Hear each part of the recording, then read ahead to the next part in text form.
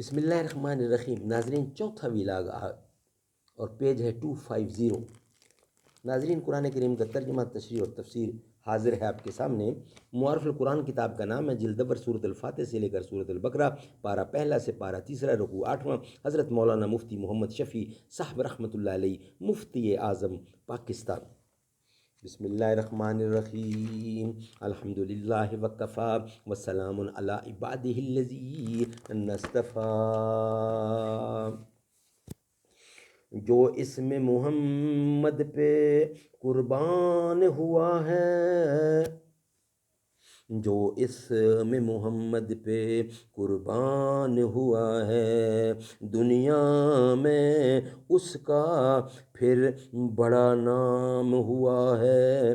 یوسف کے حسن کو دیکھ کر کٹ گئی تھی انگلیاں وہاں، یہاں تو چاند کٹ گیا، یہاں خود چاند کٹ گیا، محمد کی انگلی کو دیکھ کر، صلی اللہ علیہ وآلہ وسلم۔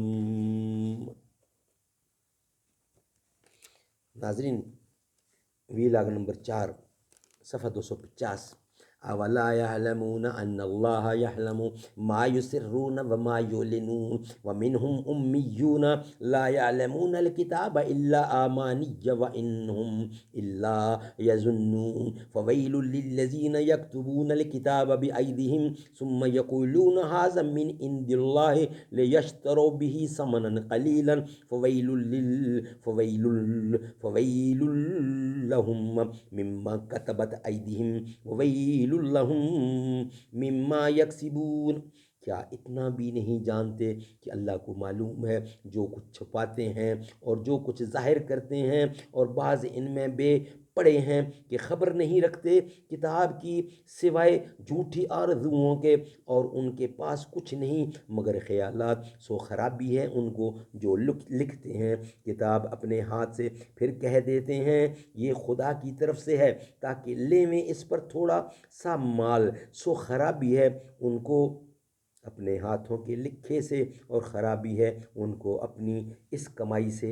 خلاصہ تفسیر: کیا ان کو اس کا علم نہیں کہ حق تعالیٰ کو سب خبر ہے، ان چیزوں کی بھی جن کو وہ مخفی رکھتے ہیں اور ان کی بھی جن کا وہ اظہار کرتے ہیں؟ تو اگر منافقین نے مومنین سے اپنا کفر چھپایا تو کیا اور ان ملامت گروں نے حضور اکرم کی بشارت وغیرہ کے مضامین چھپائے تو کیا اللہ تعالیٰ کو سب خبر ہے؟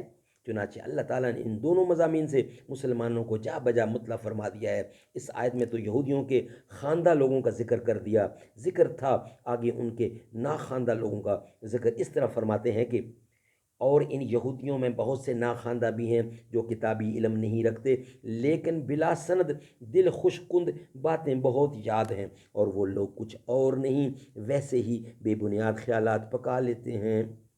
اور اس کی وجہ یہ ہے کہ کچھ تو ان کے علماء کی تعلیم ناقص اور مخلوط ہے، اور پھر اوپر سے ان میں فہم کی کمی ہے۔ ایسی صورت میں بجز بے بنیاد خیالات کے حقائق واقعہ کی تحقیق کہانی نصیب ہو سکتی ہے؟ تحقیق کہاں سے نصیب ہو سکتی ہے؟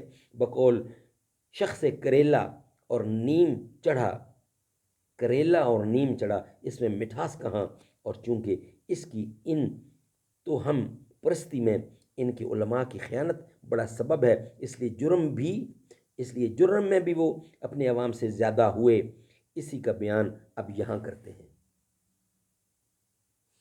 جب عوام مذکورین قابل رجز، قابل زجر توجیہ ہیں،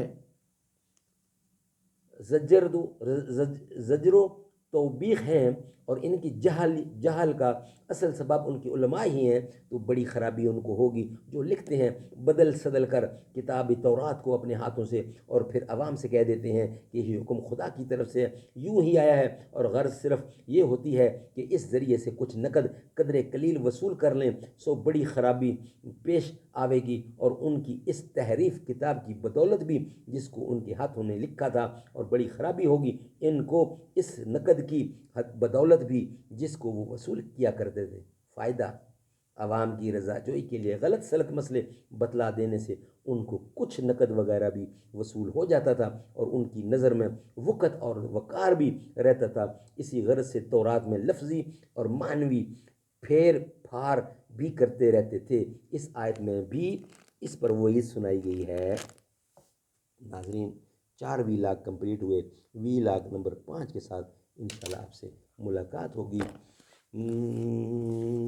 اے رسول امی خاتم الانبیاء، اے رسول امی خاتم المرسلین، تجھ سا کوئی نہیں، تجھ سا کوئی نہیں، ہے عقیدہ یہ اپنا بصدق و یقین، دست قدرت نے ایسا بنایا تجھے، جملہ اوصاف سے خود سجایا تجھے، اے ازل کے ہنسی، اے ابد کے ہنسی، تجھ سا کوئی نہیں، تجھ سا کوئی نہیں، اے رسول امی خاتم المرسلین۔